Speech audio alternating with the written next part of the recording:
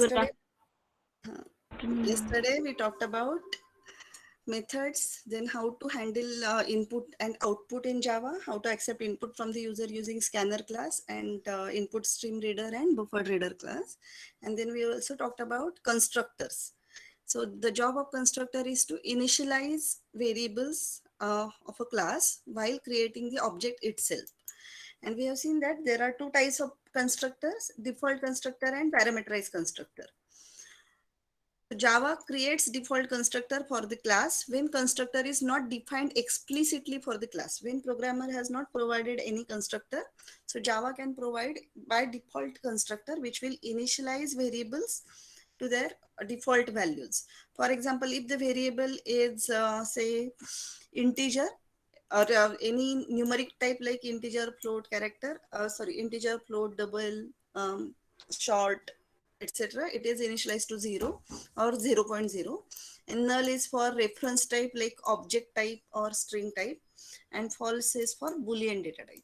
Automatically these variables are initialized to 0 by Java default constructor. Parameterized constructor is the constructor whose name starts with a class name, and we can pass parameters to it, any number of parameters, 1, 2, 3, etc. And depending upon the parameters, the particular constructor is called while creating the object. Then we have seen this example here of this is a default constructor, then constructor with 2 parameters and 3 parameters. And when we create an object, when we didn't pass any parameter, for creation of this object, Java compiler calls first constructor, constructor without any parameter. It will display default constructor.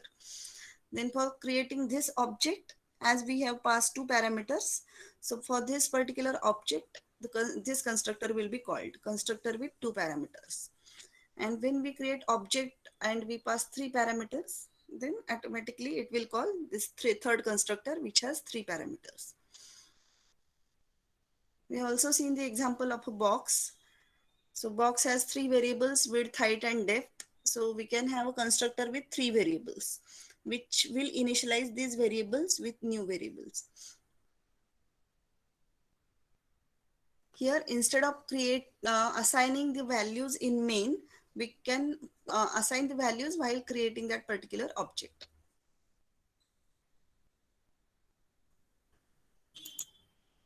So more about the constructor.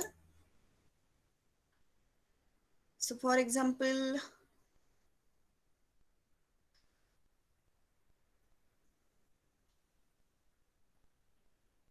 okay, this is method overloading.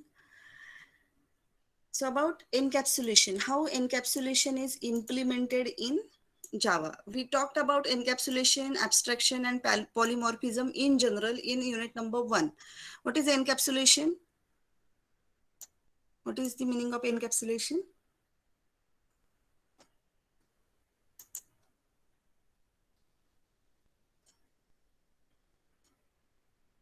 Anyone can answer? Have you heard about this? Have you heard this word encapsulation? We talked about this. Hiding the data. Data hiding. Okay. Wrapping of the data. It's wrapping the data and methods as a single unit, that is called encapsulation. So it's a theoretical definition. Now we'll see how it is implemented in Java. So encapsulation is a process of wrapping of data and methods in a single unit. Like this is your class. You can imagine a capsule which has methods and variables. So in a class like this, box has this data, that is width, height and depth, and these methods, calculating volume and initializing variables. So this entire entity or a structure is called encapsulation. So it's a process of wrapping data and methods in a single unit. So encapsulation is achieved in Java by class concept. So the class concept itself supports encapsulation. It combines state and behavior. Now we talked about state. State means the variables, and behavior means actions or the methods in a single container known as encapsulation. In Java language, encapsulation is achieved using class keyword, and the state represents variables or attributes, and the behavior represents operation in terms of methods. Correct. And what are the advantages of encapsulation? The main advantage of using encapsulation is to secure data from other methods. So the methods which didn't belong to the class are not able to access variables which are defined in the class. Only class methods are able to access those data. When we make data private, then this data is only used within the class, but this data is not accessible outside a class. Let's see how it is done and what is the meaning of this private data.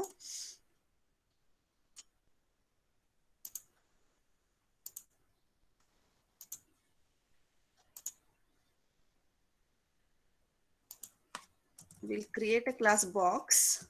So class box, change the theme to light so it will be visible to you, and font size large. Okay, done. What are the variables for box class? Integer, height, width, and breadth. And we have a constructor box.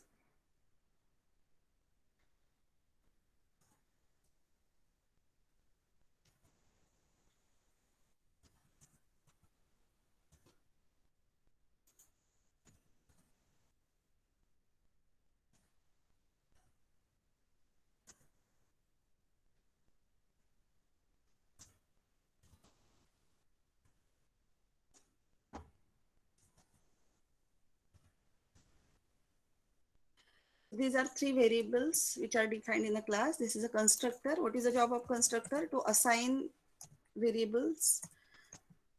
Height is h, width is equal to w, and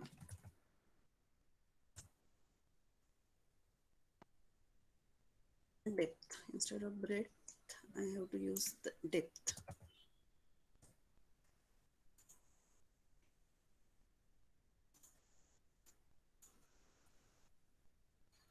Depth is equal to d. This is my constructor which is initializing these variables, and I have a method called volume. So volume, let's let it be void.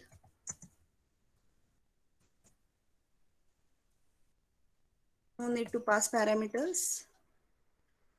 So it will just return height into width into depth. So if this constructor is not there, if we didn't have the constructor, I'll just comment this part. The constructor is not there and we have to initialize these variables. What we have done in previous example, we initialize these variables in main. So note that main is in another class. So here I have to create object of my class box. So box b1 is equal to new box. I have created an object. I didn't have a constructor. I haven't used this constructor. This height, width, and depth is 0. But I have to initialize these variables. So how to initialize these variables? Box dot height is equal to say 10.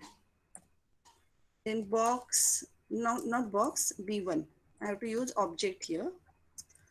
b1 dot height is 10. b1 dot width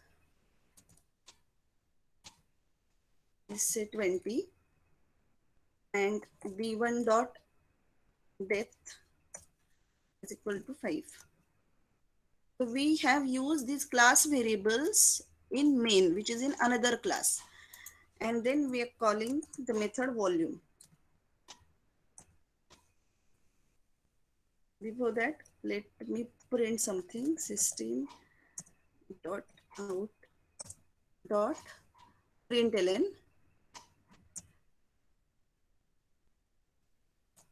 volume is, and print, it will display this volume. I didn't require ln semicolon. So if I execute this code, will it work?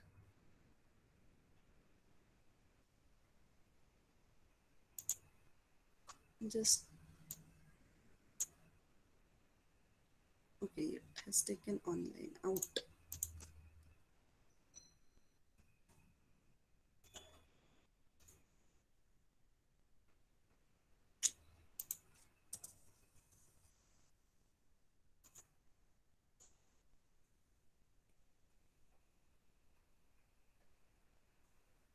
Okay, I have written void here and I'm using return keyword. So I'll use this system.out.println in volume.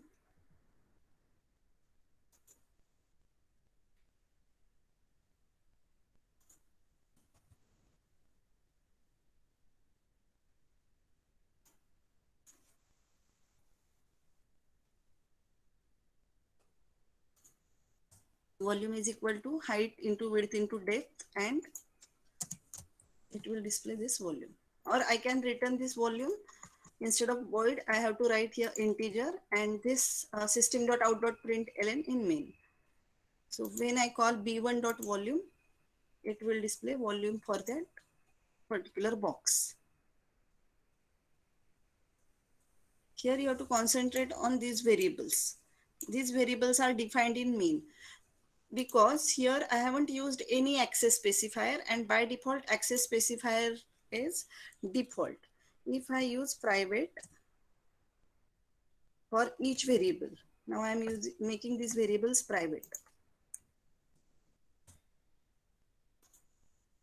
All these three variables are private. Private means these variables are accessible only by these methods of a class. So here I'm getting error for b1.height. Height has private access in a box. Width has private access in a box. Depth has private access in a box. So when I'm trying to use these variables in main, it has shown errors. And I'm using in volume, but there are no errors because volume is method of box class. So it has it have not displayed any error for volume function, but it has displayed errors for main function because main is in another class.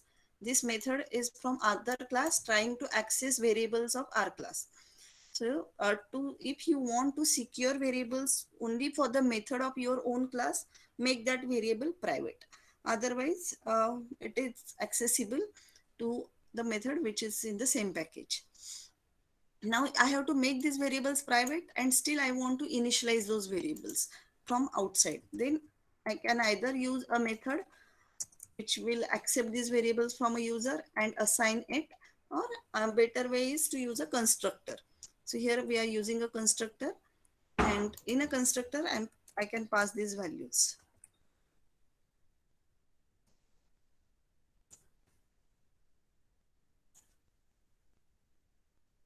Now, if my data is private, still this program will work, because in main we are not accessing the variables. And always means keep this practice, don't access variables freely outside a class. Only remember one thing, even if you have not made variables private, but don't use these variables outside the methods which are not belong to that particular class. You have to use a constructor or getter or setter methods. Getter and setter methods means the methods which will assign variables to the class variables, or which will return class variables. For example, if volume is a class variable, if you define volume as a class variable,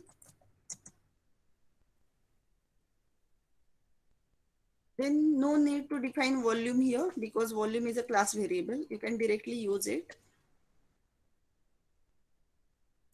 And suppose I want this variable volume in my main function, or you want this volume to be written from the function.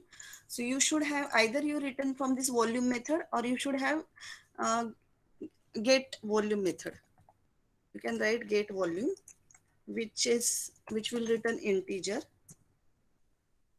and here just write integer, or sorry, return volume.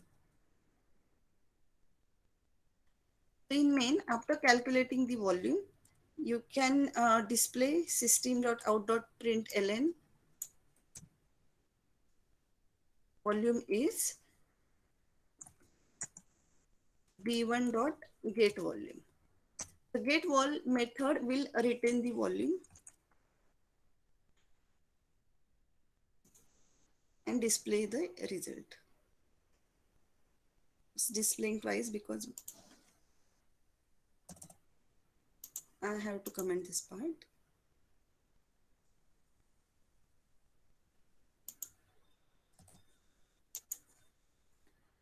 Single line comments has 2/. So volume is 10,000. So this is a correct way to use class variables and class methods. You can return from volume method. You can also write a local variable here, but always keep these variables private and only allow the methods which are defined in a class to access these variables. Any outside method should not access these variables freely. So this is how encapsulation is implemented in Java. Class encapsulates or wrap data and methods together, and using private keyword, we can ensure that data is used within a class, but the data is not accessible outside a class. There are two important points where we can achieve or implement encapsulation in Java. First, declare instance variable as a private, so it cannot be accessed directly by anyone from outside a class, and provide getter setter methods, as I told you. So to return any variable, uh, use get method, and to assign value to that particular class variable, you can use set method. So these methods are called getter and setter methods. So normally all Java classes supports, inbuilt Java classes supports getter and setter methods to set or modify the values of the fields. So this is one more example. uh, we have a public class student with private string name, and get method will return that name, and set method will assign value to that particular name. So assign a value, we are using set method. In a constructor you can also assign that, but constructor will do it only once while creating the object, and if you want to accept data from a user and assign it, then you need a setter method.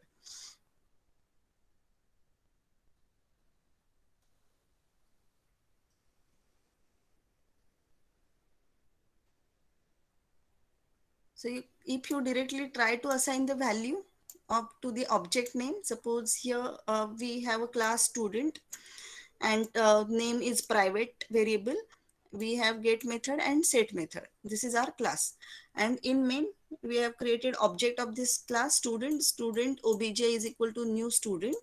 And if I try to assign obj.name is equal to Pooja, it will show compilation error since name is private. So it will show error. This name is accessible in class student only. So to avoid that error or to rectify that error, we have to call the method set method obj.set name, and in bracket you can pass Pooja. Even if you want to assign this name to any of the variable, again you are not able to do that. You will get an error because you are trying to access class variable. So this is the how you can set a name and get a name.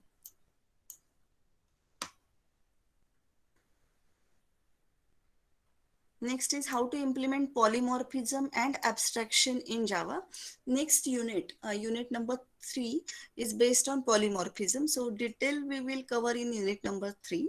But just to introduce you with the polymorphism word, how polymorphism is implemented in Java, just go through these slides. So polymorphism is the capacity of a method to do different things based on the object that is acting upon. So it allows you to define one interface and have multiple implementations. So one way of doing it, and it is your choice how to do it. For example, I have given assignments practice assignments. Only 2 students attempted it successfully. So that is their way to implement it. The assignment is given and you will do it by your own way. So every student will submit those assignment, assuming that they are not they are using their own logic and method for implementation. So all these are called implementations. And what I shared is one interface.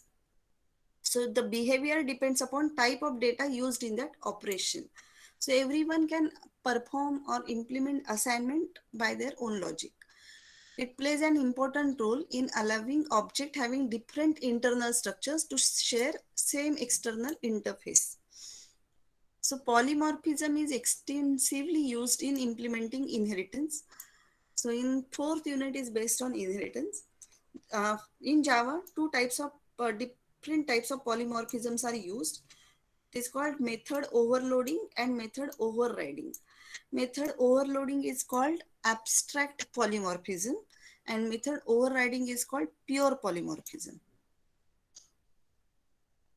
So when we talk about method overloading, in Java, it is possible to define 2 or more methods of the same name in Java, provided that their argument list or parameters should be different.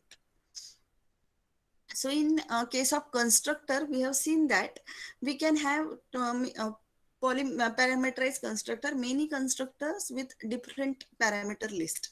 Similarly, in Java, we can have method with the same name. For example, this demo method, here we passed only one parameter, 2 parameters, or one parameter with different data type.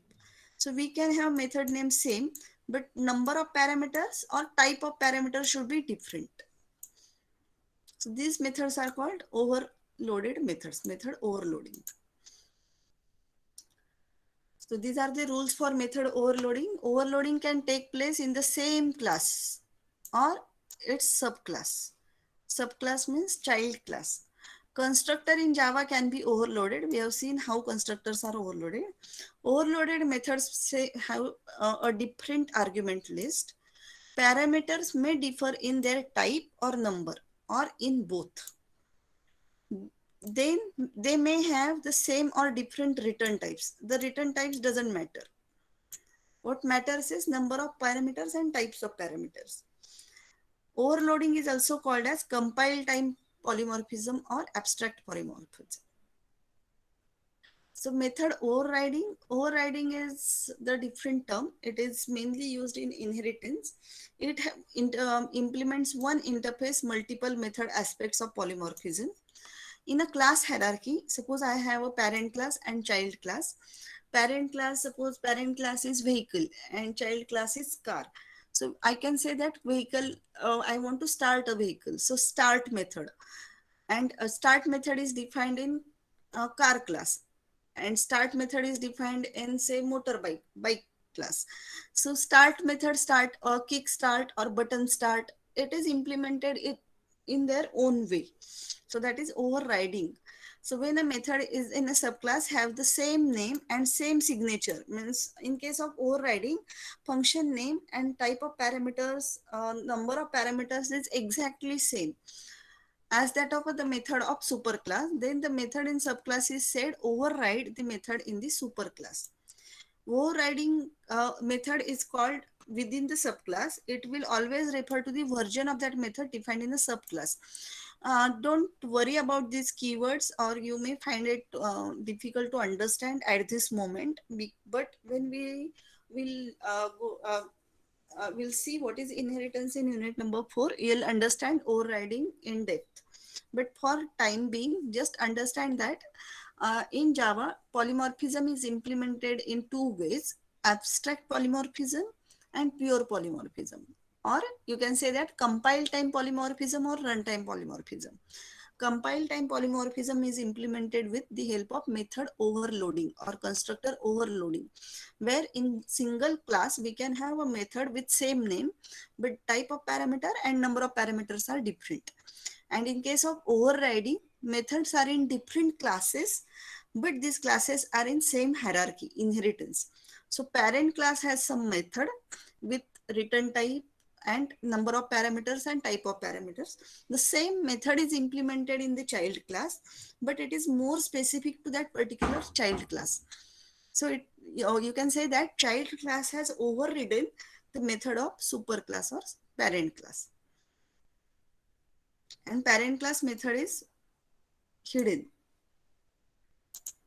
So let me show you method overloading in detail. So two or more methods in a class may have same name as long as their parameter list is different. We are talking about method overloading. When this occurs, it is called method overloading. It is also applies to the constructor. So method overloading is important because you need several different ways to perform same operation. So for example, add method. In case of add, for integer, it will add value of one integer to other integer and return the sum. But in case of strings, you can say that it is concatenating two strings.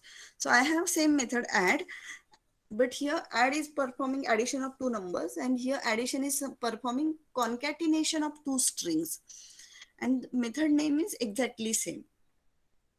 So this we can say that these are overloaded methods. So method signature and binding. So this is called signature, method signature or a prototype. Prototype is return type is not the part of signature. Method signature consists of method's name, that is name of a method, and parameter list with number of parameters and type of parameters. So these two signatures are different because here number of parameters is same 2, but type of parameter is different. Here type is integer, here it is string. So I can have one more method add int comma string. That is also called function overloading or method overloading.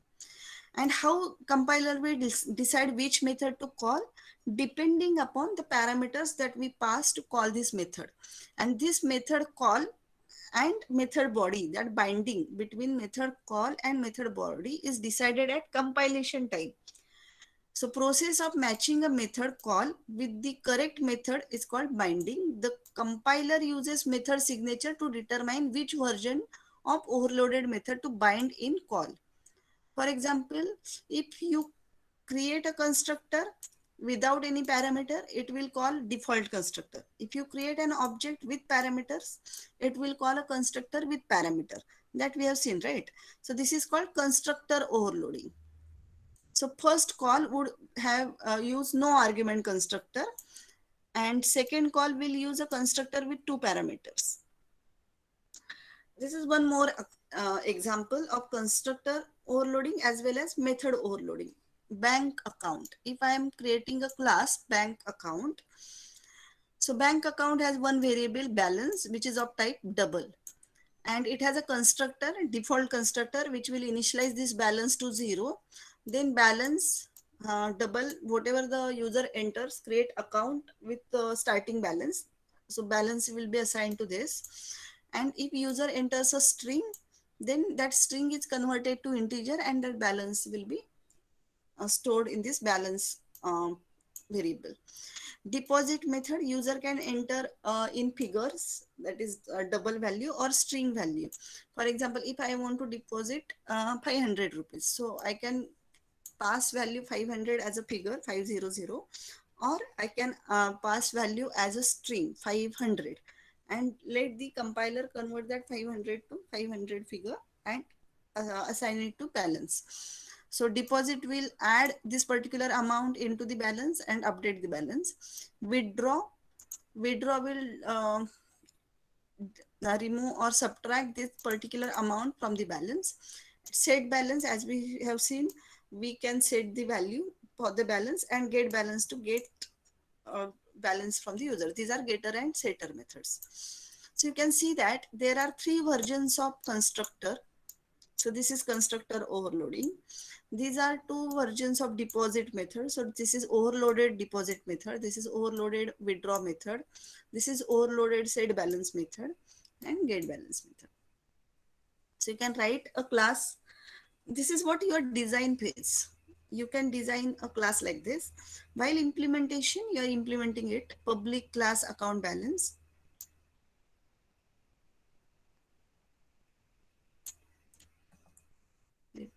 Let me type this. Instead of box class, suppose I'm using bank class.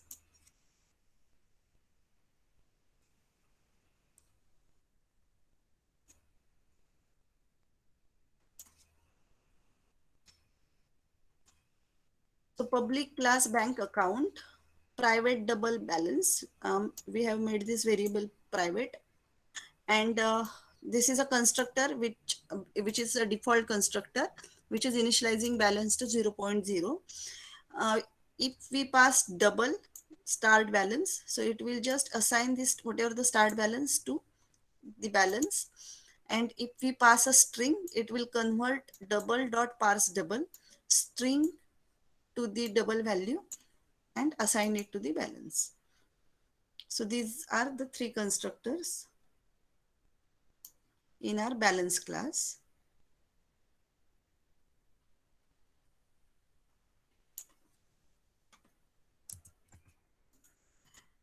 Then this is a deposit method.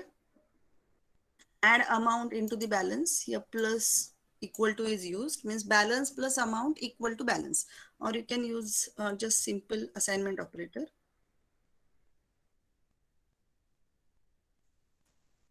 Balance plus amount. One and the same thing. You can use plus equal to or equal. And in case of string, you need to convert that string to number, and that number you have to add here. Similarly, we can take a deposit withdraw methods. I'm just copying it from the slides.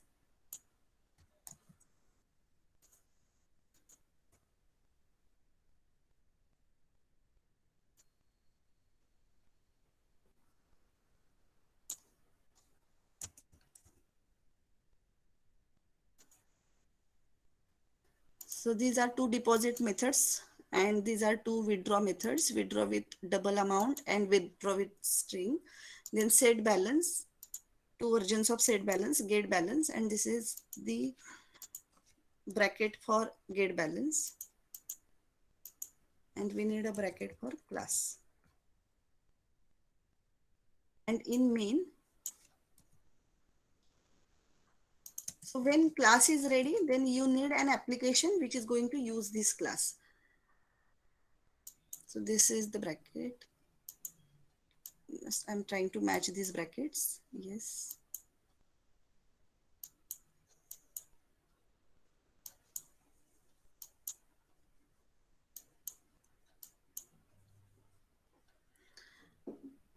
Now how to use this class bank account? I need to create object bank account, say A1 is equal to new bank account. If I didn't pass any parameter for A1, A1 dot deposit. If I deposited 1,000 rupees, then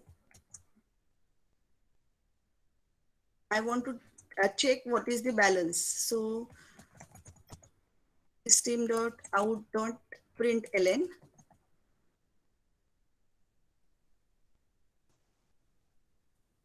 balance is. How to check balance? I need a get method. Get balance. If I just run this code,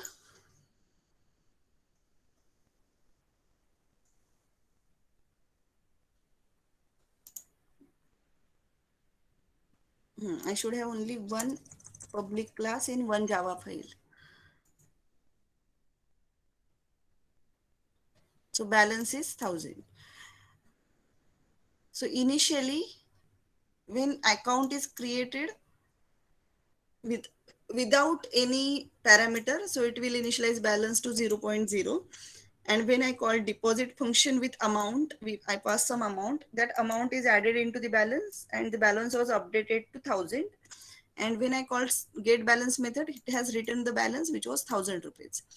Now suppose I have created the account A1 with some initial balance, say 500. and I have deposited same amount 1000, and I'll check what is the get balance. So now the balance is 1500, because now to create this account I have passed this amount. So compiler has called this constructor bank account with double balance. It has added that balance, initialize this balance with the start balance, which was 500 rupees. So initially value of balance is 500, and when we call deposit method, so initial balance was 500 and that amount we have passed is 1000. So 500 plus 1000 is now 1500 current balance. If I call withdraw method here, a1 dot withdraw, and I pass say 200 rupees. I have withdrawn 200 rupees, and then I'm going to check the balance. So now it has withdrawn 200 rupees from the balance. So this method will get executed. Balance is equal to balance minus amount. Instead of 200, if I pass a string, say 200,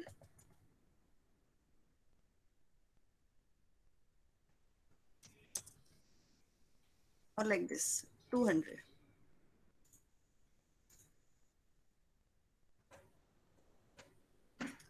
So even if it will work for this 200, which is a strings characters, is converted to double with this method double dot parse double. Double dot parse double str. It has converted that double quotes 200 to double, and then that value is subtracted from current balance. So as a user, I can enter integer or a string, and my function will work with the same uh, execution will be the same. The methods are different. As a user, I should not worry about what I am passing as a string or integer. Method is same. I should not remember the method whether it is deposit integer, deposit float, deposit string. I just call a deposit method and I can pass the value, and compiler automatically call the method which is currently available or which is matching with that particular signature. So that is called method overloading. We are talking about method overloading. So methods which have same name is same, but number of parameters or type of parameter should be different. Here number of parameter is one, but type is different. Here number of parameters can be two or type can be different. That is called method overloading. Is it clear? Method overloading or constructor overloading? Yes, ma'am.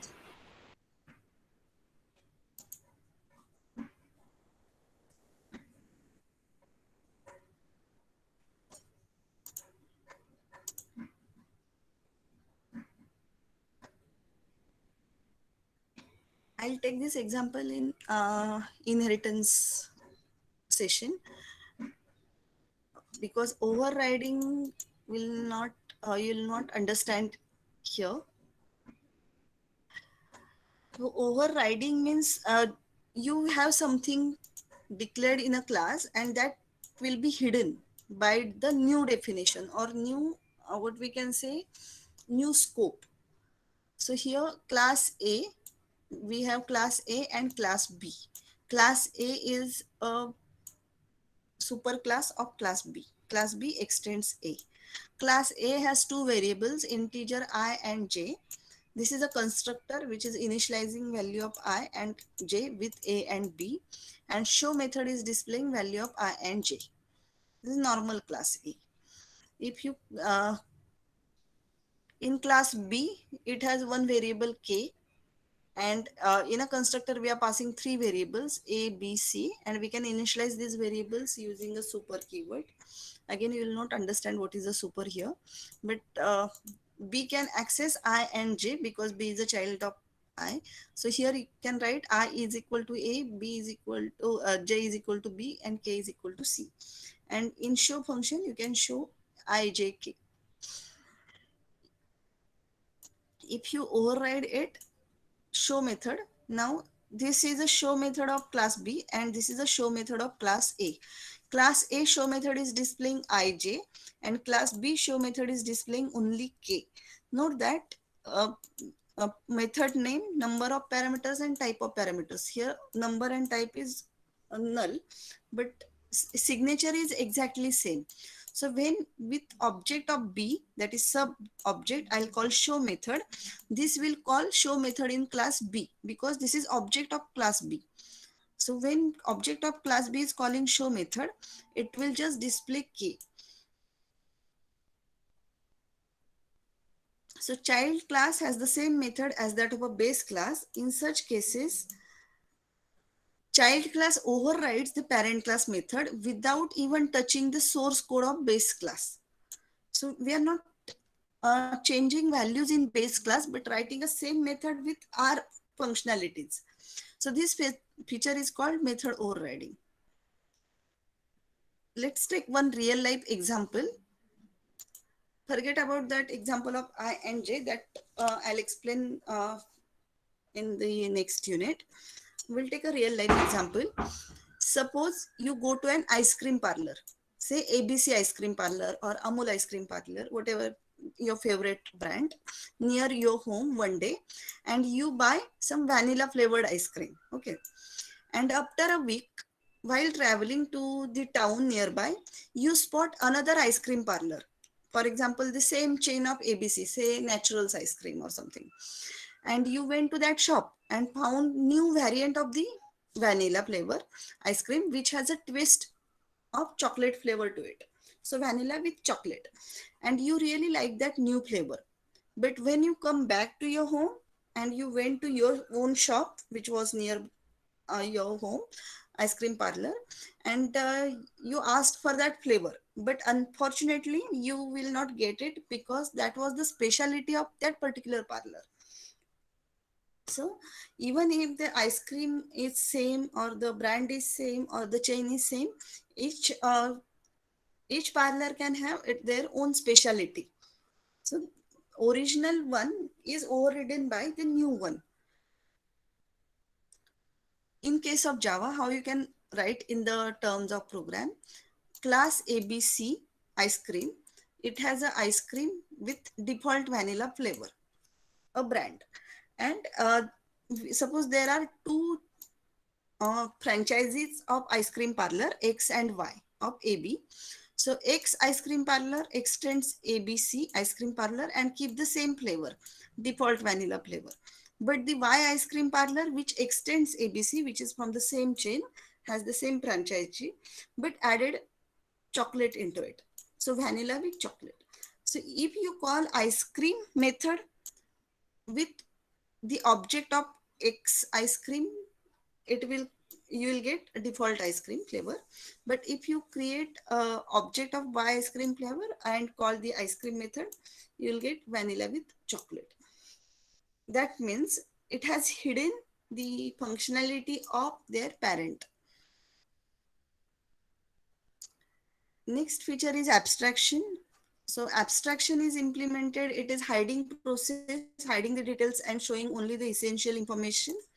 And that is done by abstract classes and interfaces. Just here you should know that how these features are implemented in Java. And details about how it is implemented, we have different units. Polymorphism is implemented, or you will get details about polymorphism in unit number 3. Details about how Java implements encapsulation and again overriding and polymorphism in unit number 4, inheritance in unit number 4, and abstraction, that is interfaces and abstract classes in unit number 5. So data abstraction is a process of hiding certain details and showing the essential information, and it is achieved by the term abstract class and interface. So abstract keyword is non-access modifier and used for the classes and methods. So when you say abstract class, as the name says, abstract means incomplete. You're not providing the details. You're just providing the way to do it. So abstract is restricted class that cannot be used to create objects. You cannot create objects of abstract class. It is just used as a parent class, you can create child and child can create the object. Abstract method can used by then abstract class. It doesn't have any body, and this body or the implementation is provided by the subclass. For example, abstract class can have both abstract and regular method. Abstract method means incomplete method, only the signature is there. For example, we have abstract class animal and abstract void animal sound. Now for in general any animal, we cannot predict what animal sounds, and this is a sleep method. But if you create object of animal class, you will get an error because this is abstract class and you cannot create object of abstract class.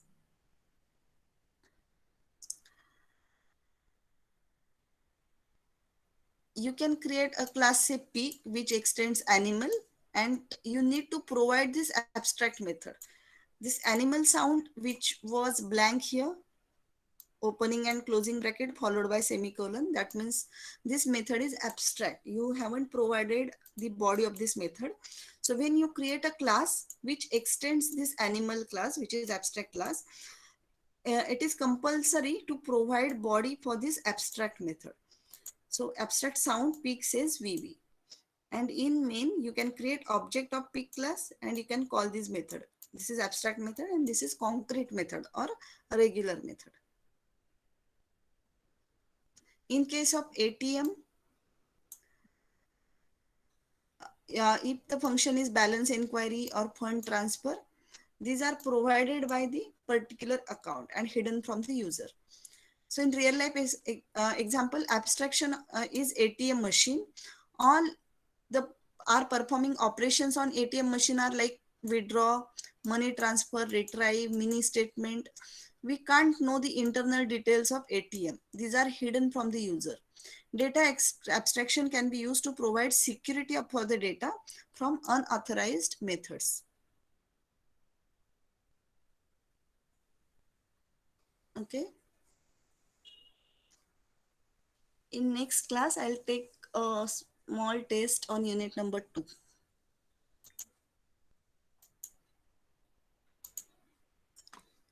Password is this, THIS, all small.